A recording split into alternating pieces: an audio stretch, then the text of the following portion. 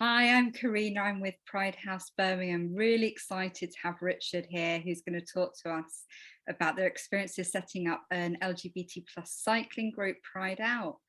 Over to you, Richard. Hello, everybody. My name's Richard Hearne, and I'm from Pride Out. My pronouns are he, him. And on this session, I'm going to talk to you about what Pride Out is, my journey into cycling, and some of the history about what's happened at Pride Out during the last few years since I've been growing it, some of my experiences and some of the learnings that might be useful to other people who are interested to do something similar. So first of all, this is what the Pride Out website looks like, which you can find it at prideout.co.uk. And here we've tried to make it very clear from the outset that we're open to a broad range of people, not just white gay men. We want to appeal to all genders, all sexualities, all ethnicities, body types, abilities, and even bikes. I love that, Richard. And it's really important that, you know, some people find it daunting to join a cycling group, and I know myself, I've questioned my fitness when I've tried with other groups. So we have had people on folding bikes, and we've not had any penny farthings, but within reason, we wouldn't turn anyone away. So yeah, we tried to create a sort of visually appealing and a website that looks inclusive of lots of people. So one of the questions as part of this presentation that I wanted to perhaps let other people have a think about would be, what sport do you love and when did you realise? Now, I know for me, as a cisgender gay man, I didn't have a great experience of PE at school, and the options were kind of mainly football or basketball, which didn't really appeal to me. But had someone said to me, you know, what would you like to do? I'd have been into cycling or doing more badminton. So yeah, it took me a little while to realise that cycling was my thing, but I think to a large extent there's a sport or physical activity for most people. I think you're right, Richard. I know I was put off sports as well at school, but I found it in later life. Okay.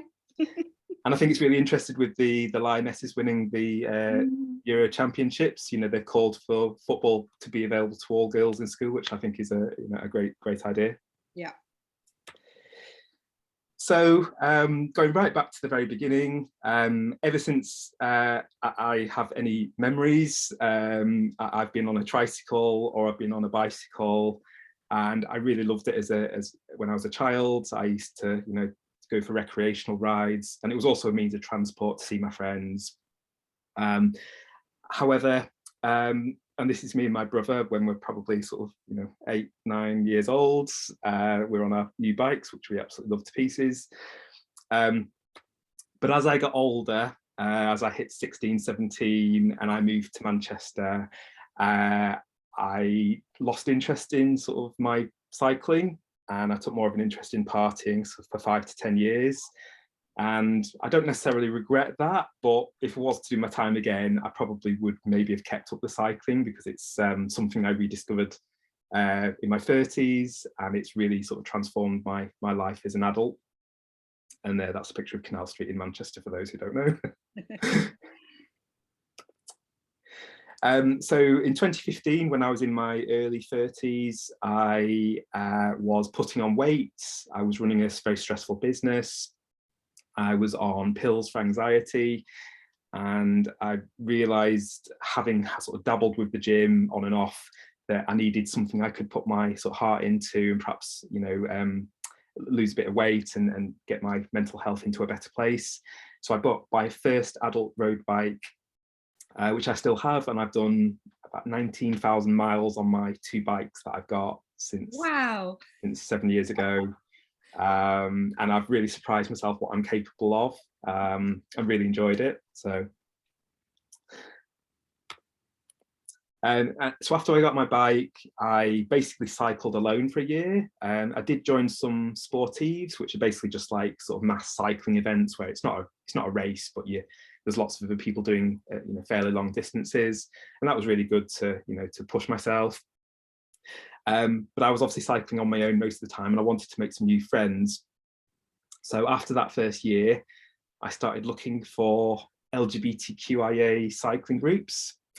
And I think, being a gay man, and I know other people who are part of the LGBT family may feel the same, I've always felt slightly different, and like it's often more comfortable to be in a space where you don't have to announce your sexuality or your gender identity. Mm-hmm. And I did actually try one cycle ride with a traditional cycling group, and I was just really worried. It was mostly middle-aged men, and I was just really worried about them asking about, did I have a girlfriend, and those awkward conversations. Yeah. So I knew I wanted to try and find a space for people like me. But when I was trying to find these groups, there were very few of them, especially in the north of England. Mm. And sort of trying to think about why an LGBTQIA inclusive group was important to me. I sort of jotted down some thoughts here. So I think it's that idea of safety, of being comfortable and being in a space where you enjoy it. Mm. And yeah, just not having to talk about your gender or your sexuality is just one less thing to worry about. It's difficult enough joining a new social or sports group anyway. I talked about feeling different, and I think a lot of people will relate to that. Yeah.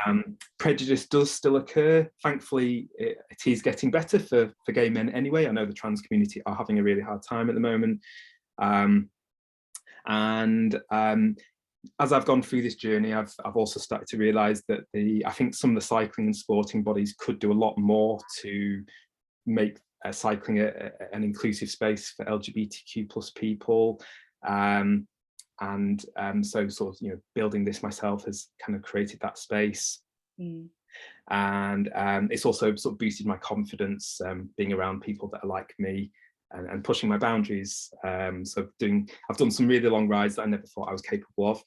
That's amazing. So it's like this sense of community is coming through for me, but also this sort of challenging yourself. And absolutely, yeah. I never saw myself as sporty at school, but I've done some 100+ mile rides, which I never thought I would be physically able to do.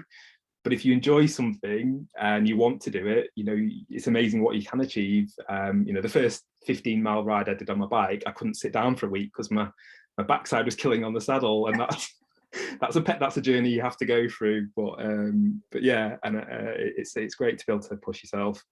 Wonderful. And then as I've been building Pride Out, these were things I didn't realise until quite recently, as I've been trying to source some funding to grow Pride Out and create more visibility. But it's really important that LGBTQIA plus people do feel included and have a space to take part, because they are more likely to be lonely, inactive, depressed or suicidal. It's more likely to earn less, which obviously if you're trying to buy a bike and the equipment, that can be a barrier. Yeah. LGBTQIA plus people are more likely to be taking drugs or drinking.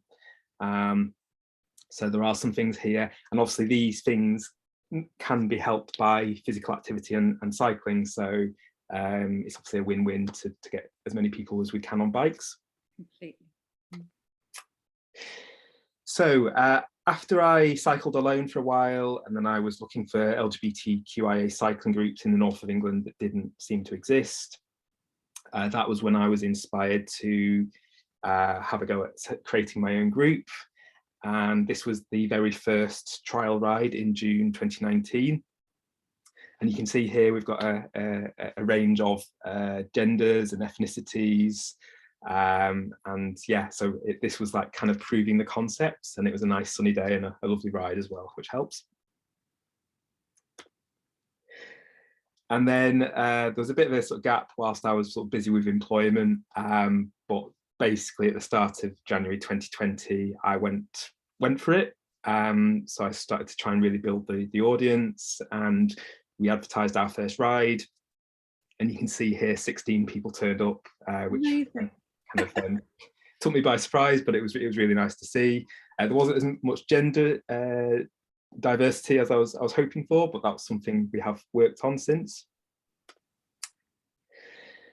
So talking about building an LGBTQIA audience, in my experience, I think this can be challenging. And some of the ways I think that is because LGBTQIA plus people are a small percentage of the population. There's different estimates on whether it's, you know, a few million or up to 10 million, but you to try and sort of target a small demographic can be challenging. LGBTQIA plus people aren't always visible, and maybe some of those people choose not to be visible for obvious reasons. It also can be sort of an invisible demographic. So, for example, there's many organisations that on sign-up forms or registration forms, they don't ask about gender identity or sexuality, so they don't know how many people from this community might exist in a particular sport, for example. Right. And to let LGBTQIA plus people know about a particular group, such as Pride Out, you're obviously having to target those people, and there's only so many spaces that you might be able to access those people, so you are kind of limited. So what makes Pride Out unique? We're not perfect, and this is an ongoing journey, but from the outset, I was really keen that we were focused on getting all kinds of diversity, not just white gay men, which is often the kind of the most common demographic taking part in cycling. So we've gone out of our way to make sure that people feel welcome. When we advertise rides, we try to use pictures that demonstrate our diversity, not just saying, but actually sort of showing it. And as we've been going on the journey, I've tried to be really vocal in campaigning for LGBTQIA rights and visibility and funding. I've written a few open letters, and that's led to some media appearances, which I'll come on to, which have made a difference, and that I've been thanked by, you know, for example, some trans people who really appreciate having allies in the community sort of standing up for them. Yeah. So you're leveraging all the good that you're doing to do more good. I see what you're doing there. Trying to, yes.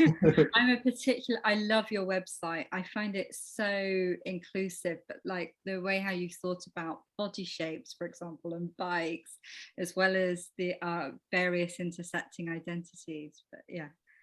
That's really lovely to hear.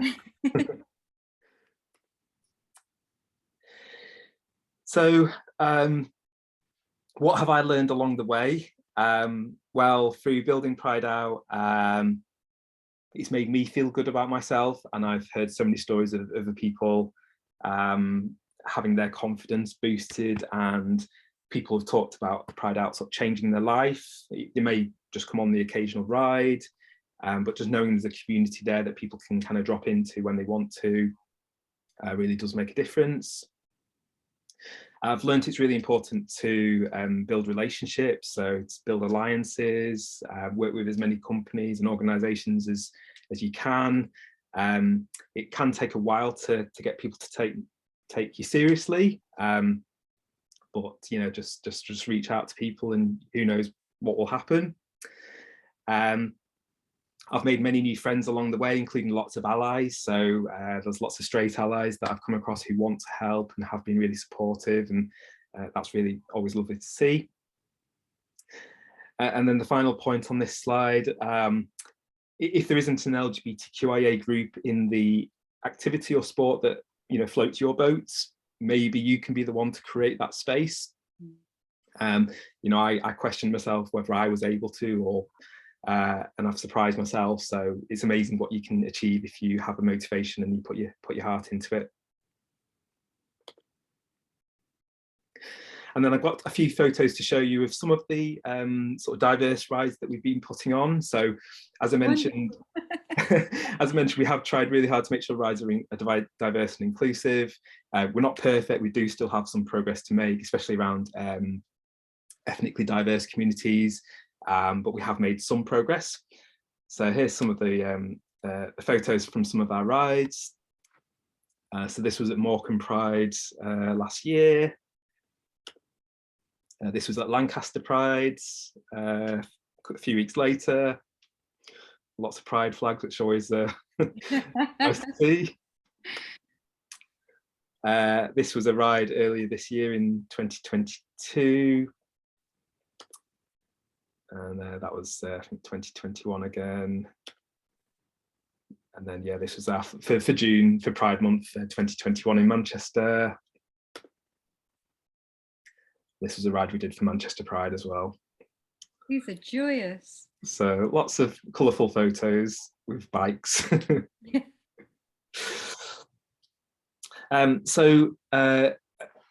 second of my third questions throughout the presentation. So this one's maybe asking you to think about what you would like to see in your sport or physical activity to make it more inclusive.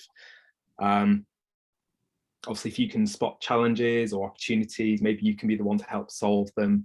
And I do think some of the large sporting bodies need our help, and maybe you can be that change maker. So talking of change making, I have been amazed at some of the media interest that we've had. So there's a lot more I could have put on here, but I thought I'd just put some of the main ones. So we have been on Times Radio, we have been on Gadio, we have been on BBC Radio 4 times. On here, we've got on the top left, I was invited to talk on Sky Sports News about trans people and non-binary people being banned from competitive cycling. The bottom photo on the left-hand side was the BBC News at 1, where again I was talking about trans people in cycling. There's a BBC podcast in the middle there in purple, and on the right-hand side, Gay Times did a video montage about the group in September 2020, and there's been lots of others. So, but yeah, it really makes a difference when you've got the media taking an interest and helping spread the word. Completely, this is awesome. It's quite nerve-wracking as well when you're invited to go live on the TV, but practice makes perfect. Practice makes perfect, okay. So why do I want to continue being a change maker? Well, I never thought I would be an activist, and for me, setting up Pride Out was primarily about making new friends for me personally. So quite a selfish objective, but I also see that the benefit is brought to lots of other people, and I want to do more of that. And as I've got into sort of building this project, I've spotted some of the problems and the opportunities, and so that brings out the activist in me. I want to do more. I want to make things better for the, people in the future. So I would really love to see lots more funding, for example, and visibility of LGBTQ plus people in cycling, so that we've got more people at grassroots, more people getting medals at the Commonwealth Games and Olympics in the future. As I mentioned earlier, we've had numerous people say that this organisation has massively changed their life, which really is heartwarming. So, and it's helping people with their health and their happiness, which is really, really important. And there's also that sense of if I don't, who will? I'm not saying I'm the only one making a difference in LGBTQ plus cycling, but I certainly feel like if you're willing to stick your head above the parapet and have a go, there will be other people rooting you on. So why not?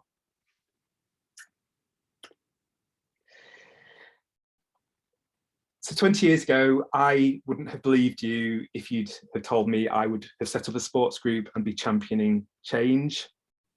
So here's some of my tips. Don't be put off in the beginning. Sometimes you can feel like you're talking in a vacuum. Keep going. If you're enjoying it and if you're making incremental steps, that's all you need to do. Don't be put off. It does take time for stakeholders and the media to take notice. So sometimes you do have to build your social following, and sometimes you do have to kind of be vocal on social media and be, consistent in your messaging. But eventually people will take notice and want your help. And obviously you need allies to really make a difference. I think it's also really important to remind yourself why you're doing it. So is it for, to improve people's mental health, or whatever reasons, and that can keep you going in the harder times. I talked earlier about partying too much in my younger adult life, and I don't regret that, but it may be that you might make choices if you're younger to perhaps get involved in sport and physical activity earlier, and maybe there's some benefits in doing that. And then finally, what have you got to lose? Sometimes you can only try your best and see what happens. Fabulous. So coming towards the end now, so my final question to you to consider is, what one thing can you do to make your activity more LGBTQIA+ inclusive? So hopefully this presentation will have maybe given you some potential ideas, but maybe you can come up with some of your own. And then finally, thank you very much for listening, and I hope this will be useful to some people who are watching. Thank you so much, Richard. That was really fascinating. I've got a couple of questions. Is that all right? Of course it is, yeah. I get this real sense of a need for patience. You said keep going, keep going, keep going. And I guess I'm curious about, and you did touch on this, but what really helped you in those early days when you felt like you were speaking into a vacuum? Ooh, that's a really, really good question. I think what really surprised me was that I managed to build an audience on social media relatively quickly, within a few months. And then I was able to put on an event and get people on the rise, and you've seen some of the photos. And it is sometimes a responsibility, and it does feel quite onerous at times. But usually by the end of the bike ride, everyone's got smiles on their faces, and you've got the photos, which then create a lot of happiness and buzz on social media. And that almost starts to become quite addictive. And I've created a new family. I've got lots more friends than I did when I was in my 20s, lots of people to go for a ride with. So I feel part of the community. So I guess that's what initially just kept me going in the early stages, just meeting up with my tribe and going for bike rides. And then, yeah, as I went along, I realized I wanted to make more of a difference sort of in the landscape in sport and cycling. And that's still very early days, but I'm not going to give up. I don't know. I think you're doing a fabulous job. Thank you. And I was really touched by what you were saying about it's not perfect, it's all a process. And this idea that we start somewhere and then we build and we grow, and that's how it should be. But I guess there's criticism out there, and we can be our own worst critics, actually. That criticism can come from our internal process. And I'm curious about how you've navigated that. What have you found helpful navigating that? Yeah, so it is true that there is always going to be criticism, and some of it's fair and some of it's unfair. And I think as soon as you start to put yourself in a slightly public position, social media gives people free rein to say whatever they want to say.